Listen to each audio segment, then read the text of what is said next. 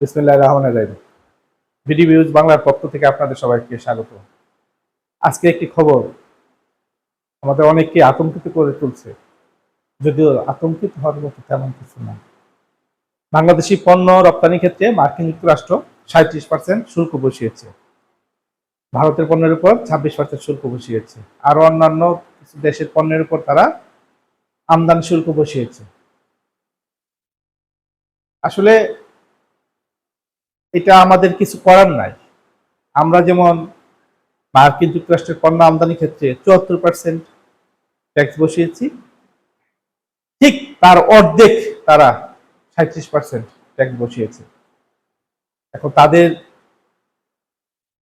তাদের নীতিমালাকে অস্বীকার আমরা করতে পারবো না। তাদের এই নীতিমালার উপর ভিত্তি করে আমাদের ব্যবসায়ীদেরকে পলিসি নির্ধারণ করতে হবে, কিভাবে আমাদের এই বৈদেশিক রপ্তানি টিকিয়ে রাখা যায়। বিশেষ করে মার্কিন যুক্তরাষ্ট্রের আমরা একক বৃহত্তম পোশাক রপ্তানিকারক দেশ।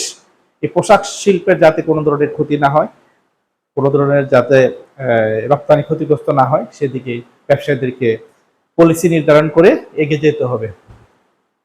সবাইকে ধন্যবাদ।